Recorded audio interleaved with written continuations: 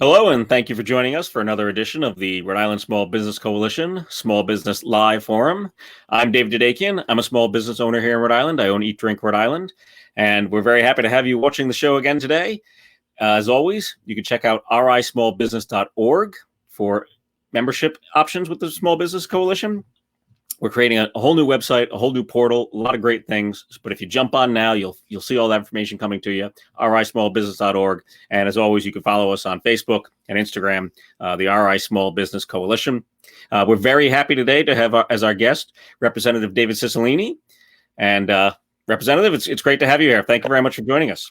Thank you, David. I appreciate you having me.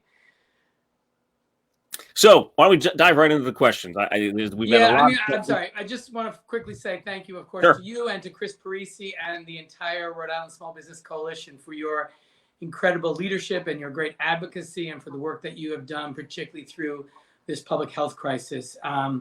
This has been obviously a really challenging time for our state, for our country, and particularly hard for small businesses, which in Rhode Island, of course, are the backbone of Rhode Island's economy. And so I also want to say thank you to all the small business owners, their employees, their families, because so many of these are family-owned businesses. And just say thank you for all that you've done to get through this very difficult period and to help Rhode Islanders keep safe, very often at a substantial cost to your own businesses and your own bottom lines. And I think, what we have to recognize during this pandemic is that small businesses have had to endure really unimaginable stress. And our delegation has worked hard to try to do all that we can to extend a lifeline to small businesses during the pandemic. And as we recover, to be sure that we're making the right investments to help them get through this. And we did that in the American Rescue Plan. We did it in the CARES Act before that. And we're about to do that with some critical infrastructure investments. And, small businesses are very much on the forefront of my mind, and I know of our whole delegations. So I really appreciate the opportunity to hear from you directly, both your thoughts, your opinions, answer your questions, but just again, to give me an opportunity to say thank you for everything that you've done through a really, really hard time. Well, on behalf of all of us at the coalition, you're welcome. And thank you. Thank you very much for those thoughts. I want to remind everyone watching on Facebook, if you have questions for the congressman, you want to put them in the Facebook live chat. We'll get to those later on after we get through my questions. And actually, speaking of Facebook, Congressman, I want to say both your parents celebrated their birthday on Saturday? Yeah, they have the same birthday, a year apart, but the same day, August 7th. Wow. Well, a belated happy birthday to them. That's fantastic. It was very nice to see them 2 years apart. My mother would be very mad. My mother's 81, my father's 83. Yeah, get that right. I understand. All right, so we'll dive into these questions. And as you might imagine, a lot of the questions from our members in the coalition revolve around the SBA and the SBA programs.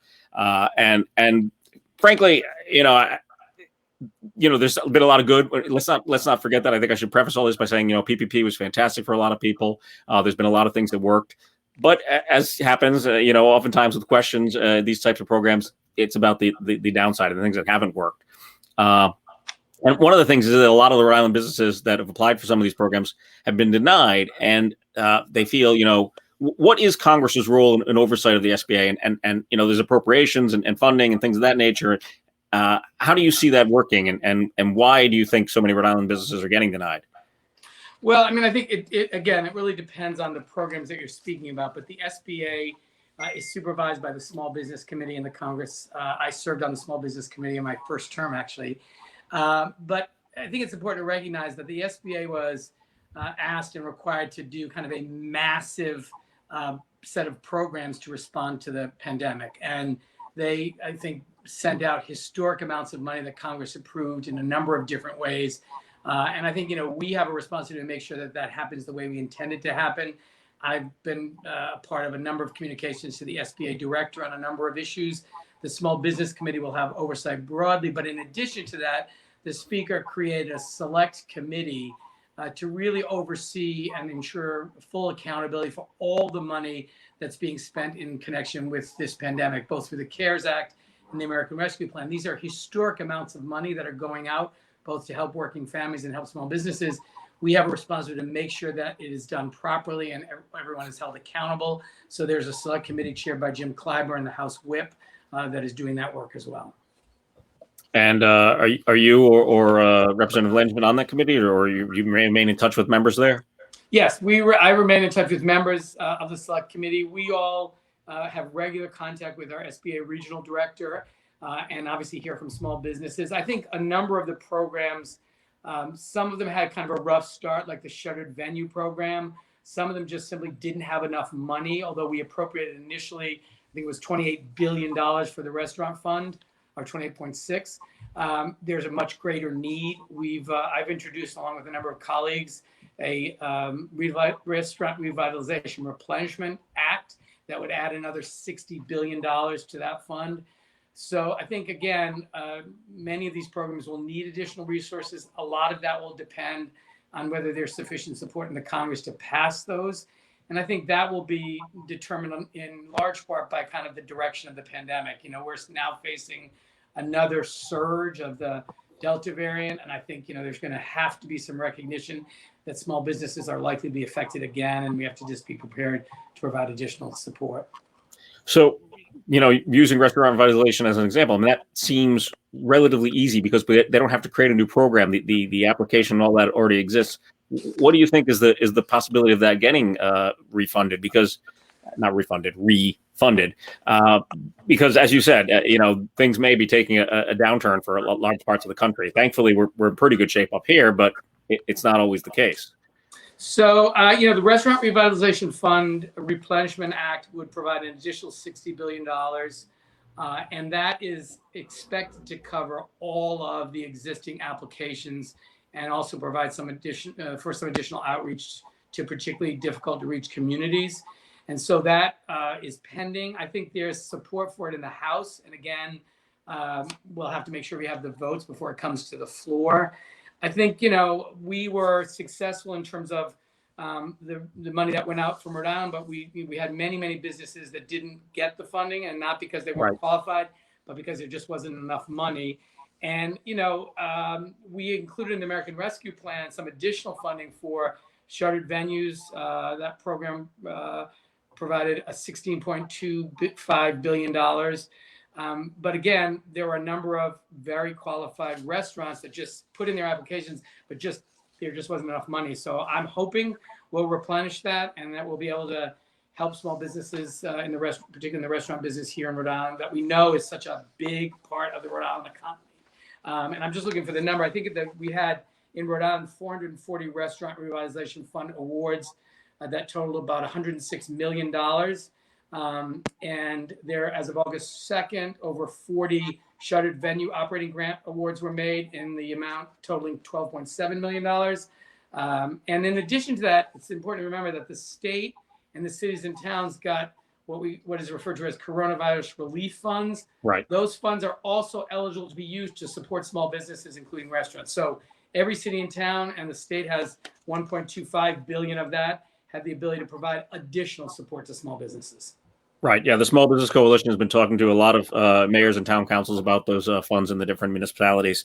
And, if there are members out there watching this, want to be involved in talking to municipalities on behalf of small businesses, please reach out. We'd love to have more people talking about that and getting funds into small businesses and other David, parts. That's a really important point. We provided tremendous flexibility in the Coronavirus Relief Fund. And we also insisted that the money go directly to local communities because as a former mayor, I understood how important it was that cities and towns have these resources. And so it's a real opportunity for the small business community to make your case, not just to the state, the Department of Commerce and the governor's office, but also to local cities and towns who have resources to say small businesses need additional help. There ought to be help available at the local level, at the state level, and obviously through the SBA at the federal level. Yeah. And I interviewed Mayors Grebian and Alorza recently, and we've got Mayor Policina and Mayor Hopkins coming up soon. So keep those questions coming in from members out there. Let's talk about shuttered venues for a second. I've got a few questions on that.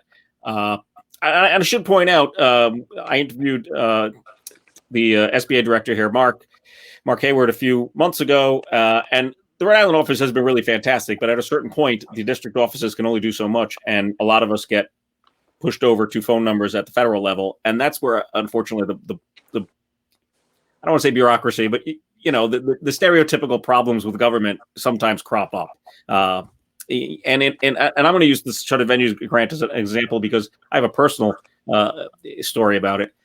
So I'm an event producer. I made sure, I all the eligibilities on the form. I filled out the form. It was accepted. And last week I got an email saying I was denied, but that I could appeal. So I went to the form to see what, did I miss a box? Did I put in the wrong number somewhere? And unfortunately, the denial does not tell me in any way, shape, or form why I was denied, but I have to write a letter saying why I should appeal. So I tried reaching out to the local office, and Joan was very nice and helpful, but she said, we don't have any access to shuttered venue. Can you call the 800 number and talk to someone in DC, which I did. And they don't have the information on why I was denied either. So it's kind of this, this weird, circular trash can, essentially, and all I can do now is send back another letter saying, I hit all these points, please give me this grant. And I'm not alone in this. I've had many members of the event community here in Rhode Island tell me the same or similar stories. One of our members, his application was denied due to lack of activity. When he finally got a hold of someone in DC to say, what is the lack of activity? I filled everything out. I hit the deadline and everything.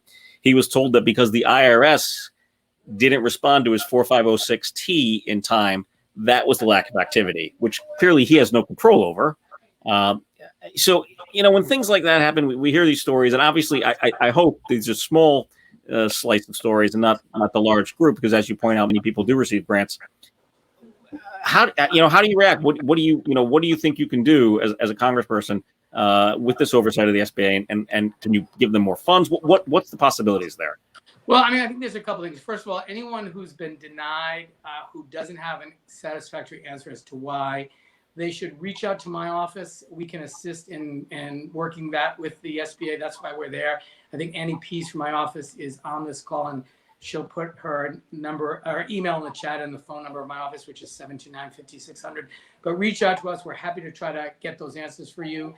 I think, one of the things, the SVOG program was really from the very beginning plagued with some pretty serious problems. Again, this is part of an effort to get money out really fast, as quickly as possible, and at the same time want to be sure that it's being used and it's going out appropriately. So, there has to be a sort of balance. This is an enormous amount of taxpayer money, and it's very often grants. So we're basically giving this money to businesses, and we have to be sure that we're doing it properly and that people who actually qualify get it, et cetera. So I think there's some of that, but the SVGO program was particularly problematic from the very launch. And in fact, the application portal crashed on April 8th, which created some additional problems.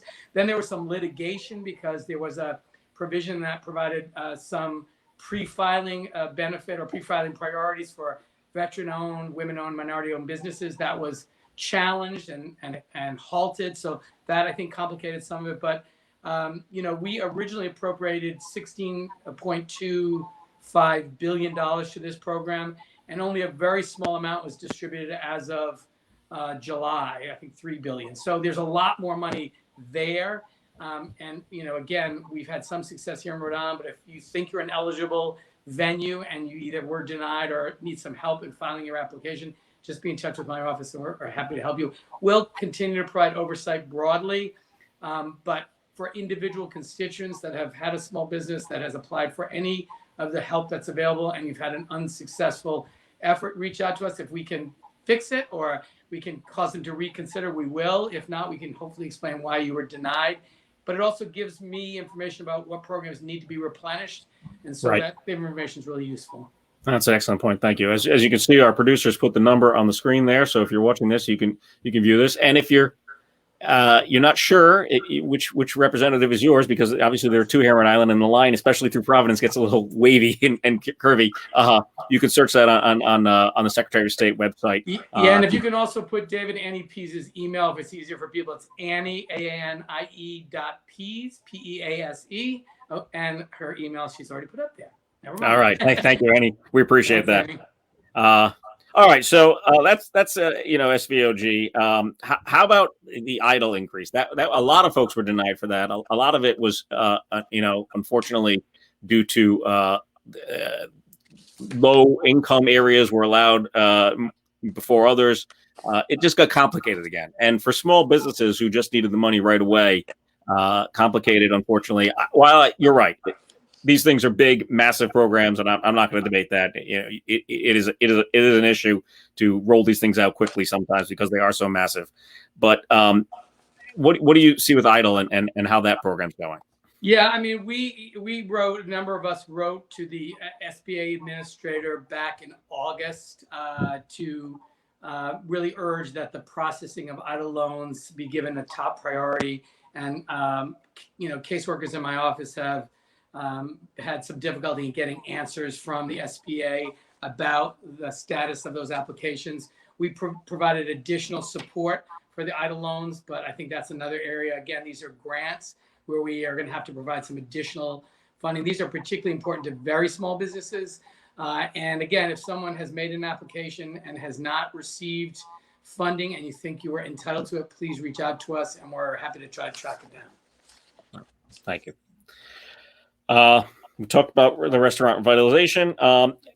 And then a big overarching question a lot of members are asking, especially seeing as how there may be this spike. Do you see any more programs coming down the line, or extensions of programs like hopefully the revitalization refunding or replenishment as it is, or perhaps the UI self-employed program, anything like that maybe being extended? Yes, I mean, I think, again, this will really be determined in large part by whether my colleagues are hearing from small businesses in their own districts, in their own states, about what their needs are.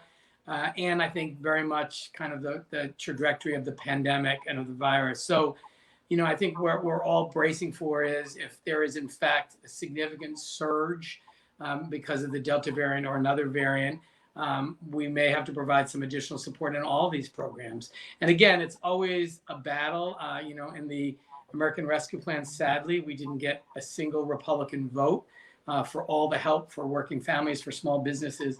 So, we may have to do some of this on our own without bipartisan support, but the rules in the Senate are different. But again, I think we all have to recognize that, small businesses are the employers in our districts. They provide really important goods and services in the communities we represent. And we need them to get through this kind of once in a generation pandemic. When people say this is a lot of money, this is really extraordinary. It is, but it's extraordinary because the moment requires it. When we passed the American Rescue Plan, I think it really recognized both the public health crisis and the economic devastation that COVID-19 had caused. And we have to be sure that we're positioning small businesses to not only survive, but prosper on the other side of this so that we have an economy when we finally get through this pandemic. And that may require additional resources. I think it very likely will. I'm a strong supporter of that. And that's why I've co-sponsored the Restaurant Revitalization Fund and a number of other bills to replenish some of these programs. We know they're working. We've heard from a lot of businesses that but for them, they'd close. And so we know the need is great, and we have to be prepared to do more. Thank you. Yes, it is one of those odd difficulties sometimes here in Rhode Island when something comes up that we want our all of our congressional delegation to vote on, but you're already in agreement with us. So it's kind of like, well, we can complain, but they're already doing with the work that we hope that they're doing. So thank you for trying to replenish these funds. It is vital to these small businesses. So looking at that, the CARES Act, ARPA, all the programs that the overarching, what do you feel were some of the successes or failures for small businesses, and what are we learning from them? Yeah, I mean, I think the PPP program, I think, was very successful for many businesses in Rhode Island. It provided a real lifeline. We had, I'm just trying to make sure I have the right number here, but we had a significant amount of support that came through the PPP program. The EIDL loan and grant program was also very successful. I think we need more money there. The shuttered venues, I think, is really critical to a state that relies so much on arts and culture and such a big part of our economy. We've also provided significant support to working families in both survival checks, that is the stimulus checks that people have spoken about, obviously supplemental uninsurance benefits, child care tax credits, things that will put more money in the pockets of working people that they then can use to support restaurants and hospitality in their communities. So getting that money out quickly, and then significant support to local governments and the state government. I mean, that's something I fought really hard for, so that the people on the front lines of this pandemic, the police officers and firefighters and healthcare workers, wouldn't face unemployment as a result of state and local governments facing depleted revenue, and making sure that we provided support to cities and towns and the state and gave them maximum flexibility to use it in the way that was most beneficial to the communities they represent, I think was really, really critical and very, very important.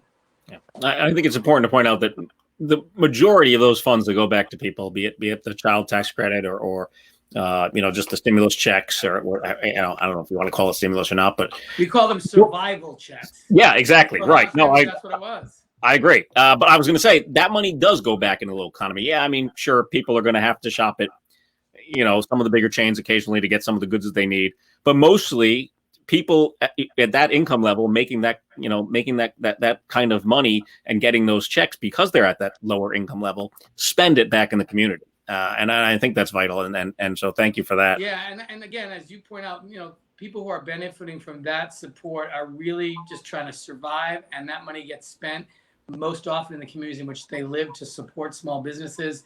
So it's really an economic stimulus to the local and state economy, as well as essential for the family's survival.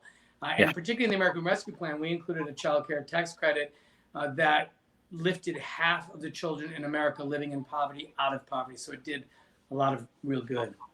Yeah, it almost, when you see programs like that happening, I don't want to go too far down this path, but you almost wonder why they're not permanent programs. So to some extent, maybe not the same amounts, but some level. We're trying to make them permanent, and I know that it's a big priority of our caucus. All right.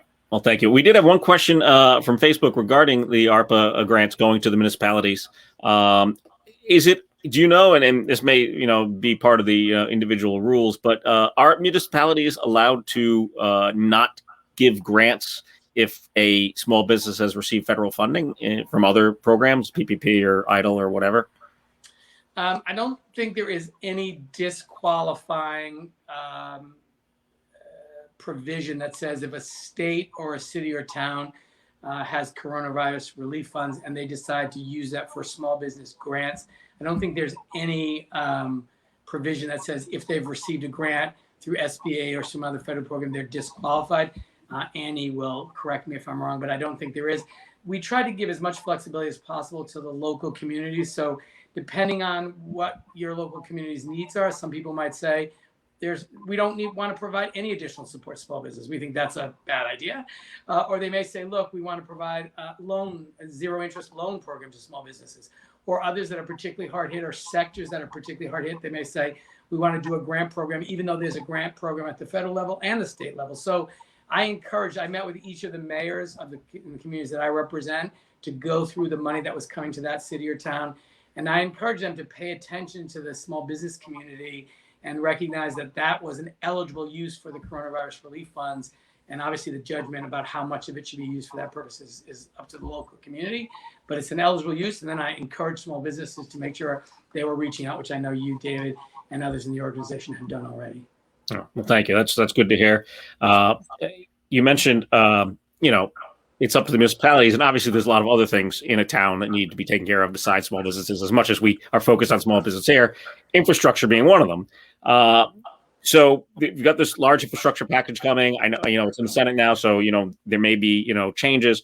What can Rhode Island expect from this package? And since we're on the topic, and our former governor is Commerce Secretary, are you in touch with her at all? Do you have communications? Is she still, a vibrant part of Rhode Island as she's helping the rest of the country? Yes, I'm in regular contact with Secretary Raimondo, and although she has responsibility now for the whole country, I think it is fair to say she continues to pay special attention to her home state, and I'm proud of that. So this is a really important infrastructure framework that the Senate is passing. It includes about $550 billion in new federal spending on roads, bridges, water infrastructure, resilience, internet, and much more. That will be followed by this major jobs plan that is part of the president's Build Back Better agenda that will happen through reconciliation. And that infrastructure bill, coupled with the American Jobs Plan, will create about 2 million jobs. Rhode Island will get from the infrastructure bill alone about $2 billion. And that's a significant investment. About $1.5 billion will be in highway funding, $242 million for a new bridge repair fund, $277 million for mass transit, $23 million for new electric charging stations, and Rhode Island's airports will receive about $45 million. So very significant investments in infrastructure, which is essential to business, being able to move goods and services to compete in a 21st century economy, and being sure customers can come to Rhode Island as well is critical. And we have for a very long time neglected the kind of infrastructure we should be investing in. This, I think, is exciting because it's bipartisan. It will be transformational. Some of the investments in roads and bridges and transit are going to make such a difference, and in Amtrak and in airports. So this is a long time coming. It's going to be followed by a great jobs plan that really invests in all the things that are impediments to getting back into the workforce: affordable childcare, early childhood education, paid family leave, a number of other things that are really critical to working families, and I think are going to be really good for the economy, great for Rhode Island, and have been a big priority of the Democrats and of the president. It sounds like there's a lot of great potential there. You mentioned the 21st century economy, and I know you've kind of led the charge in Congress against some of the larger tech giants, which, from my, own personal use as a small business owner, we've come to kind of dependent on to spread the word, my marketing skills, all those things that Facebook and all the other, giants have become. Facebook's probably the biggest name in this realm, known for being there and useful tool, but also a problematic tool. Where things stand, and how are you progressing with that legislation? So in the last Congress, I led an investigation. It was a bipartisan investigation of the large technology platforms. We studied this marketplace for 16 months. We found that these large technology platforms have monopoly power, that they use that power to favor their own goods and services, to disadvantage competitors, to exclude rivals or acquire them. It ends up in real harm to innovation. It hurts small businesses. It hurts workers. A significant decline in entrepreneurship as a result. And we generated a 450-page report with a set of very specific recommendations. In this Congress, we began crafting legislation to restore competition back to the digital marketplace. We passed our first suite of bills in a bipartisan way out of the House Judiciary Committee, and we'll bring them to the floor this fall. But the reality is we want these platforms to work. We want them to work for folks and for small businesses. But the only way they'll work is if there's real competition, and if they're not allowed to steal content or product designs from people who use their platforms to favor their own products and services when they roll out a private label product to compete with people that are in their marketplace. They are useful, but we want to be sure they're not engaging in anti-competitive behavior that's really crushing small businesses. Some of the most disturbing stories we heard were from small businesses who had products stolen, designs stolen, who were excluded, who the platforms favored their own products and services and put them at a disadvantage or put them out of business when they were competitors. So, competition is good. It produces more innovation, more choice, better quality. And we need to ensure that competition exists in the digital marketplace. And right now it really doesn't. And so it's going to be good for small businesses to make space for the next great technology platforms and to have more competition. So it's a unusual coalition. There's not a lot of things that are bipartisan in Washington right now.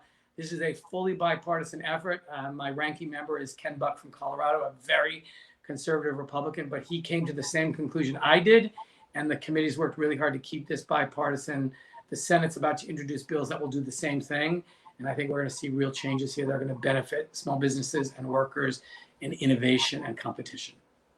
Well, we'll really keep a close eye on that. That sounds excellent. I got a couple more questions here, but I want to point out, ironically, if you're watching this on Facebook, if you have any questions for the congressman, please put them in the Facebook chat and we'll get to them in just a minute.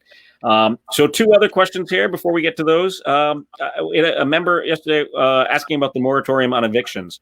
And he represents a small business, a landlord who, is a small business owner. He applied for the stipend from Rhode Island Housing, but the tenant in his property refuses to fill out the application, and therefore he can't get any of the grant money. But he still has to pay his mortgage. Things like that. Is that strictly at the state level? Or is that something that can be affected at the federal level? Well, I mean, we can make changes to the programs if we need to, but Rhode Island Housing is administering the rental assistance program, the ERA, the emergency rental assistance. As you know, the moratorium of eviction has been extended until October 3rd. The program makes funding available to assist households that are unable to pay rent or utilities.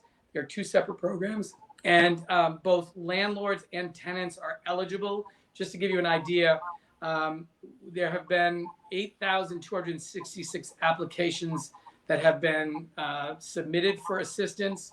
About 1,522 have been approved.